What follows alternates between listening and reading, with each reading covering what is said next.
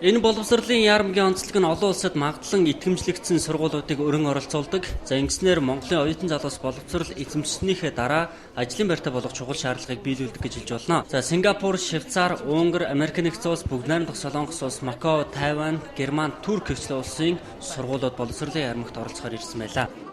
Энэ удаагийн үндэсний яармагт Солонгосын энэ ID буюу энэ Солонгосын боловсролын хүрээлэнгийн хамтран ажиллаж манай байгууллагатай Солонгосын нийт 25 ихтэй сургуулийг Монголын оюутан залуучуудад